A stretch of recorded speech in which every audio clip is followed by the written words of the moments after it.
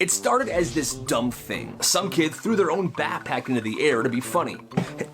Oh, it got caught on the top of one of the worst trees on campus. Thin branches, really high up, impossible to climb it seemed like. They tried everything. Here, I'll throw my shoe at it. Dang it. I'll throw a trash can at it.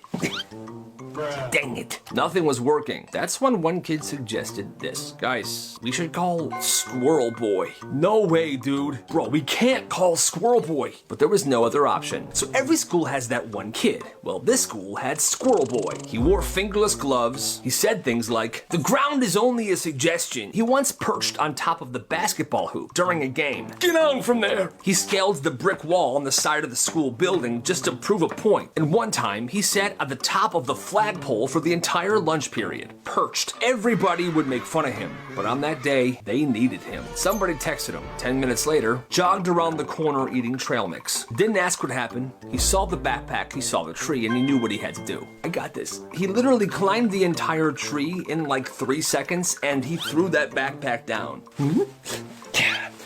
The second he got down, he just walked away. Thanks, Squirrel Boy. Yeah, thanks, Squirrel Boy. Squirrel Boy's cool now. And from that moment on, nobody made fun of Squirrel Boy ever again. This kid had terrible handwriting. Like, teachers would sigh whenever they saw his papers.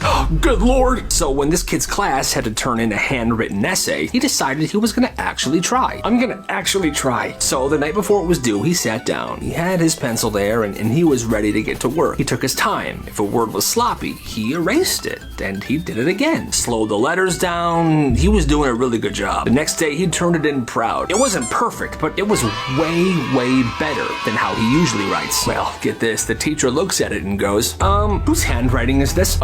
Mine. You proud of me? No, your handwriting has never looked like this. Somebody wrote this for you. Who did it? I promise you, I wrote it. No, you didn't. This is cheating. Cheating? No, it's handwriting. I worked hard to make my handwriting better. So now you're getting smart with me. All right, I'm writing you up. She drags him into the hallway. She's lecturing him about academic honesty. And he tries to say, listen, I practiced. You told me to practice. She doesn't believe him. She calls home. The mom shows up. She knows how hard her son worked on this. She's furious. Okay, so my son is in trouble because he tried. He worked on his handwriting and now he's getting written up. Are you out of your mind? It doesn't make sense. The handwriting progress was too fast. That's the dumbest thing I've ever heard. They bring in the principal and they make this kid write a paragraph in front of them to prove that he actually did write this essay. He sits down, he writes it. It took him a long time, but he did it. It was the same improved handwriting. The principal looks at the teacher. You owe him an apology. Teacher, red-faced, mumbling, I'm sorry for accusing you. Sure. They left, he gets an A on the paper, and she never confronts him about anything ever again. After that year, she retired. This kid ran a snowball fight business. Listen up. When everyone got to school, there was no snow on the ground at all. By lunch, snowflakes were coming down pretty heavily.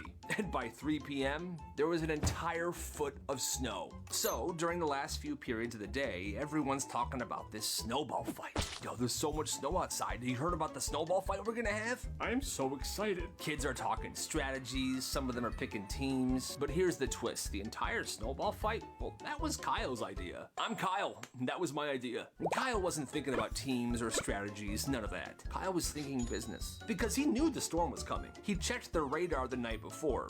He's a weather nerd. Kind of like me, but anyway. And he brought something to school that nobody else had. A frickin' snowball maker. This little scoop press thing that makes perfect snowballs. As soon as the last bell of the day rings, the whole school rushes outside. Well, Kyle breaks into a sprint. While everyone else is still putting on gloves and getting ready, he's already in production mode. Scoop, press, done. Scoop, press, done. Scoop, press, done. Yes, perfect snowballs, identical size, elite density. He stacks them in a cardboard box like it's artillery. Kids run up to him begging for ammo. Yo, Kyle, let me get 5. What do you got? Kyle didn't even set prices. He just said, trade me anything. Snacks, Pokemon cards, mechanical pencils, leftover lunch money. Somebody even traded him a hat. Within 10 minutes, he built the first ever snowball economy. Then the war begins. Hundreds of kids sprinting across the fresh snow, screaming, fighting. Then half of them are using Kyle's ammo. When the teachers finally came outside to shut it down, Kyle wasn't even there. He was sitting in his living room, counting his trades. His pocket and his backpack were overflowing with random loot. That went down as the craziest snowball fight in these people's lives. And the one person that they remember for making it awesome was Kyle. And that is amazing. Every holiday, this aunt does the exact same thing. Dinner starts. Everybody grabs a plate, sits down, and then eats together. Except for her. She never sits with the family. She just waits in the kitchen, staring at the food like she's a raccoon. Second the last person fills their plate and sits down, she whips out 2 giant Tupperware containers, and she starts packing up all the food. The food that she didn't help make, the food that she didn't buy, the food that she didn't even touch until this point. And it was all of it. Turkey, gone. Mashed potatoes, gone. Half the appetizers, frickin' gone. And if anyone even tries to grab seconds while she's doing this, oh, I'm just gonna come in. Somebody's eating a lot today. You better watch it. It could get fat. Oh, never mind, I'm not hungry anymore. Meanwhile, her grown adult daughter is in the corner of the living room feeding shrimp to the cat. And she does that every year as well. Come here, kitty, eat the shrimp. Finally, the family had enough, and they told those two that they were not invited to holidays anymore. Makes sense. This kid finds a wallet while he's walking into school, right there in the grass. Yo, wallet. He opens it. $500 in cash. Crisp. It's taunting him. His brain goes into panic mode. I want it. I mean, of course I want it. But it's not right. What do? I'll hold on to it for now. I'll decide later. So he puts the money back inside the wallet, he puts the wallet into his backpack, and he spends the next 2 periods sweating like he's hiding a frickin' body. In third period, there's a substitute. I will be your sub today. He says something. I'm having a rough day, guys. I lost my wallet before school this morning, so let's just get through class. Kyle's soul leaves his body. He's thinking to himself, I can just keep it. He'll never know I have it. But he knows it's wrong. And then he thinks, wait, if I turn it in, he might be so happy he'll give me some of the money. Yeah, that's probably the better idea, right? Hey, I found this outside school today. I'm pretty sure it's yours. The sub doesn't really do anything. He snatches that wallet out of his hands. Go take your seat. Okay. And that was that. He didn't get any money, but at least he did the right thing, right? The school made an announcement. Redesign the school logo and turn it in. The winner's logo gets to be the official logo. Every art kid in the school goes feral. People busted out their iPads, sketchbooks. They're working really hard on trying to create this new school logo. Then there's Evan, Shibby. Evan doesn't care. His friend dared him to make something and turn it in. So Evan designs the dumbest thing that he could think of. A circle with a weird-looking bird inside of it that looks like it's mid-sneeze. That's so dumb. Here, he submits it. A week later, the principal gets on the school intercom. We have chosen our new school logo. Everyone report to the gym. Everyone goes to the gym. Everyone's eager to see whose logo made it. They did a countdown. 3, 2, 1. And then they projected it. It's Evan's frickin' doodle. The bird, the circle, the sneeze. The whole gym goes dead silent. And then everybody erupts.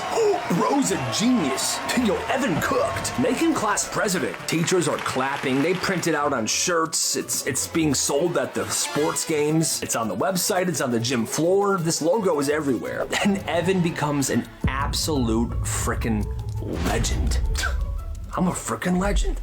This is insane. This guy lives in an apartment with walls so thin he can hear everything. Especially his neighbor's parrot. Every morning at 6 a.m. Squawk! Ugh, the dumb parrot. It's been his alarm clock for like 3 years now. One day, out of pure spite, he squawks back. Squawk! And the bird answers.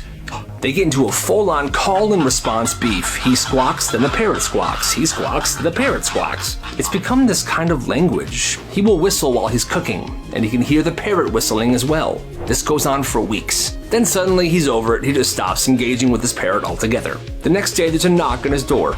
It's his neighbor, and she looks stressed. Hi, this is awkward, but ever since you started talking to my parrot through the walls, he's become obsessed with you. And because you stopped, he is now refusing to eat. She shows him a video of this parrot pacing by the wall, waiting to hear something from his friend. Yo, that's kind of sad. Could you maybe, come over and talk to him for a few minutes, just to get him to eat, please? Now, this is the last thing he wants to do, but he does it. He goes over there and makes one simple parrot noise. And instant reaction. The parrot lights up. It begins eating and dancing around. The neighbor sighs with relief. Oh, thank you so much. If you're ever home around 5 p.m., that's usually his favorite time to talk. If you wouldn't mind throwing out a squawk here and there, that'd be great. And that's how this man, completely against his will, was forced into becoming best friends with a parrot. There was a kid named Ian. He was the shortest kid in elementary school. The bullies loved making fun of him. Hey, short stack, what's the weather like down there? One night he came home and he sat at the kitchen table, and he talked to his dad. Dad, they won't leave me alone. His dad didn't tell him to ignore it. His dad didn't call to school. Ian, come with me. I want to show you something. They go downstairs and Ian realizes that this corner of the basement wasn't used for storage. There was a punching bag there, a full boxing setup, gloves, wraps, a speed bag, a heavy bag, like a mini gym in this corner of their basement. Whoa. Son, you're gonna train.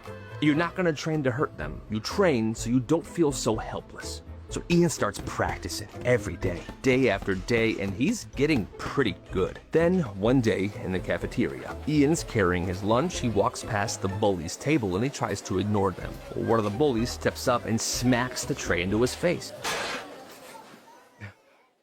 Food everywhere, milk dripping down his shirt. Everybody's laughing at him. And then Ian snaps. He puts his tray down calmly, walks straight up to that bully, pops him right in the face. Then another one.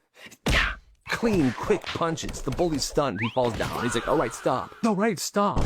Ian walks away. He's taken to the office and he's suspended for a whole week. But nobody messed with him ever again. He never had to use his boxing skills ever again. But he knows he has them. And if he has to use them, he will. Respect.